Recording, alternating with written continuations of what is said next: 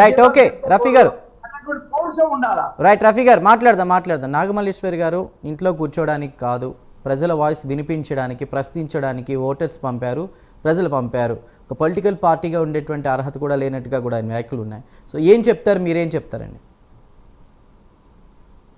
మీకు ప్రేక్షకులకి అదే విధంగా ప్యానెల్లో ఉన్న వాళ్ళకి గుడ్ ఈవినింగ్. ఇప్పుడు చాలా చాలా సభా మర్యాద పాటించి నేను వాళ్ళిద్దరు మాట్లాడినప్పుడు నేను సభా మర్యాద పాటించాను, వాళ్ళు కూడా పాటిస్తే బాగుంటుందని ముందుగానే తెలియజేస్తున్నాను. చెప్పండి. సో ఇప్పుడు ఇక్కడ ఉన్నటువంటి సీనియర్ వ్యక్తులు మాట్లాడుతున్నారు, ఆయన సబ్జెక్ట్ కాకపోయినా సబ్జెక్ట్ లో డివేట్ అయిపోయి మరి గణతంత్ర దినోత్సవం లేకపోతే ఆగస్టు 15 అని అన్నారు కాబట్టి మరి వర్ధంతికి జయంతికి కూడా అసలు డెఫినేషన్ కూడా తెలియని వాళ్ళు ఆ పార్టీకి సంబంధించినటువంటి నాయకులు మాకు వచ్చి చెప్తే మేము వినే పొజిషన్ లో లేము.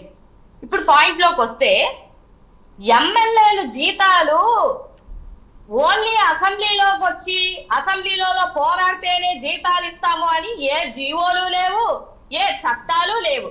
అసెంబ్లీలో ఒక ఎమ్మెల్యే గెలిచిన తర్వాత తన ప్రజల పక్షాన తన ప్రజల బాగోగులు చూసుకుంటూ ఉంటున్న దానికే జీతం ఇచ్చేది. ఫస్ట్ ఆఫ్ ఆల్ ఇది తెలుసుకోండి.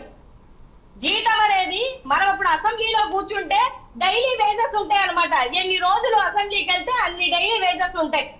అది ఒకవేళ కట్ చేసేటువంటి నిబంధనలు ఉంటే ఉన్నాయి, కట్ చేసుకోవచ్చు. అంతేగాని జీతాలు అసెంబ్లీలోకి వెళ్ళకపోతే జీతాలు ఇవ్వరని ఏ చట్టాలు లేవు.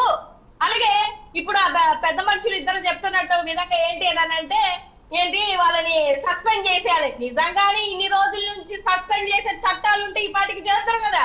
మళ్ళీ దీనికి ఒక కొత్త చట్టం తీసుకొని వచ్చి ఆ చట్టాన్ని తీసుకెళ్లి కేంద్రానికి ఇచ్చి ఇక్కడ చెయ్యట్లేదా? జనాలకు అర్థం అవుతుంది అనుకోని చెప్తారా, లేకపోతే ఏది పడితే అది చెప్పేస్తే నమ్మేస్తారు అనుకుంటారా? నాకు ఇప్పటికే అర్థం అవునటువంటి విషయం. ఫస్ట్ ఆఫ్ ఆల్ ఏ చట్టాలు ఉన్నాయి, ఏ చట్టాలు లేవు. 91 ఏ చట్టం, 92 ఏ చట్టం, ఆ చట్టాలలో ఎమ్మెల్యేలు అసెంబ్లీలోకి వెళ్ళకపోతే జీతాలు ఇవ్వకూడదని ఏ చట్టం లేదు. చట్టాలు తెలుసుకోండి ఫస్ట్ ఆఫ్ ఆల్, లేకపోతే లైవ్ లో తీయండి చట్టాలు, నేను చెప్తాను. మీరు జగన్మోహన్ రెడ్డి గారు ప్రతిపక్ష హోదాకి ఇవ్వాల్సినటువంటి టైం ఇవ్వండి అన్నారు, కానీ ప్రతిపక్ష హోదా నాకు ఇవ్వమని నేను చెప్పలేదు. మీరు కల్పిస్తున్నటువంటి చరిత్రలు ఇవన్నీ.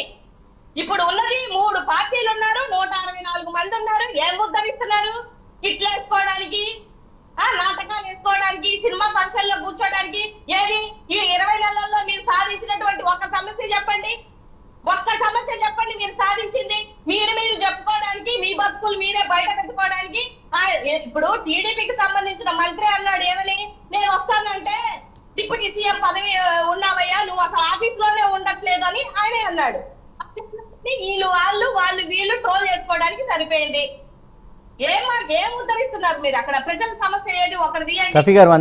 మీరు 160 మంది మీకు సీట్లు ఇచ్చి మీరు ప్రజల సమస్య ఏది ఈ 20 నెలల్లో ఇదిగో